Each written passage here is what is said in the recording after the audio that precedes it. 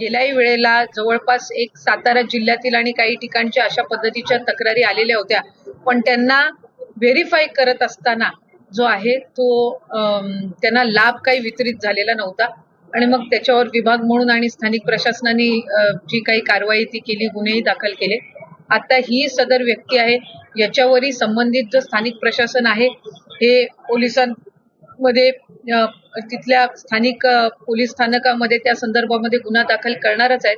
पण तत्पूर्वी ताबडतोब त्याचे जे काही 37-38 अकाउंट आहेत हे सील केले जातील आणि त्याच्यामध्ये कुठल्याही पद्धतीचा व्यवहार शासकीय योजनांचा असो अशासकीय योजनांचा हा निश्चितपणाने होऊ दिला जाणार नाही. मात्र हे आचारसंहिता तोंडावर आलेली आहे, त्यामुळं नोटिफिकेशनला वेळ मिळत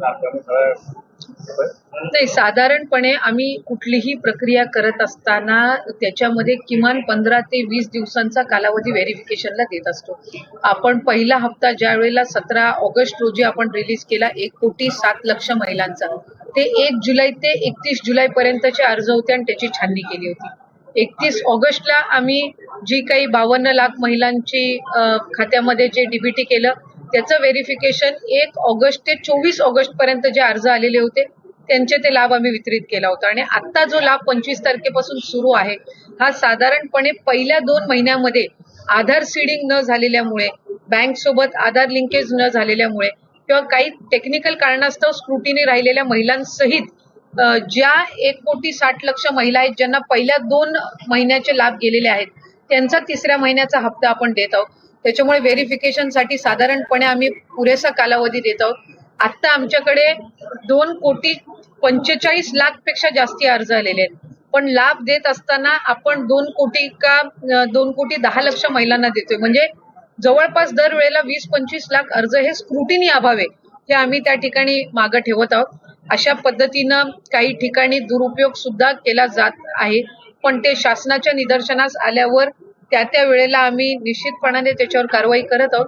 त्याच्यामुळे अशा पद्धतीनं ही जी काही नांदेडमधली घटना आहे, जे काही अकाउंट्स आहेत हे सील केले जातील आणि त्याच्यावर जो काही दंड आहे किंवा कारवाई आहे ती निश्चितपणाने केली जाईल. आता तुम्ही ज्या पद्धतीने सांगतायत की हे 38 अकाउंट, मात्र ह्या ज्या व्यक्तीने आहेत त्या समोरच्या व्यक्तीचे आधार कार्ड असेल, बँक पासबुक असेल, आता तुम्ही जर 38 अकाउंट सील करायला जर लावले तर त्या समोरच्या नागरिकांना देखील याचा त्रास सहन करावा लागेल. साधारणपणे आपल्याला प्रातिनिधिक स्वरूपात ह्या सगळ्या जर चौकशीमध्ये ते जे नागरिक आहेत त्यांचा काही याच्यामध्ये जर काही नसेल तर जे काही ते अकाउंट सील केली जाईल तो बँकेला ते तशा पद्धतीचे आदेश देऊन पुन्हा एकदा ते अकाउंट आपण ओपन करू शकतो. पण साधारणपणे चौकशी होईपर्यंत ते अकाउंट सील ठेवणं हे निश्चितपणाने गरजेचं आहे.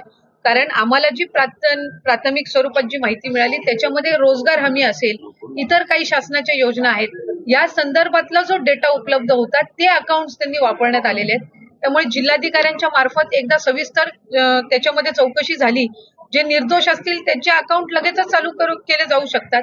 पण तात्पुरत्या स्वरूपात त्याची चौकशी होईपर्यंत त्या अकाउंटमध्ये कुठल्याही पद्धतीचा हे होऊ नये, व्यवहार होऊ नये. कारण जर ते अकाउंट महिलांच्या नसतील तर मग त्याच्यामध्ये त्या खात्यामध्ये जे पैसे जमा झालेले आहेत तर त्या संदर्भात तर काही कारवाई करणं गरजेचं आहे. आणि मग जी काही सविस्तर चौकशी होईल त्याच्यानंतर जे काही ज्या नागरिकांचं काही त्याच्यामध्ये हे नसेल त्या अकाउंटचे हे पुन्हा एकदा अकाउंट सुरू करण्याचे निर्देश बँकेला देता येऊ शकतात. सरकारमुळे राज्याचे 5 दशकांपासून राज्यकारण प्रश्न असा होता की ज्या महिलांच्या संबंधित हे आधार कार्ड खात्यामध्ये जे केले गेले त्या महिलांचा संबंध आढळला तर काही कारवाई होईल? महिलांची आम्हाला जी प्राथमिक स्वरूपात माहिती मिळाली आहे त्या अकाउंट महिलांचे नाहीये. नावं जी त्यांनी फॉर्म भरलेले आहेत ते महिलांच्या नावावर त्यांनी या अकाउंट वेगळे आहेत आणि आधार कार्ड वेगळे आहेत. त्याच्यामुळे तशा पद्धतीचं प्रातिनिधिक स्वरूपात आलेलं आहे. त्याची सविस्तर चौकशी झाल्यानंतर जी काही आहे ती करण्यात येईल. त्याच्यामुळे नावं फक्त महिलांची आहेत.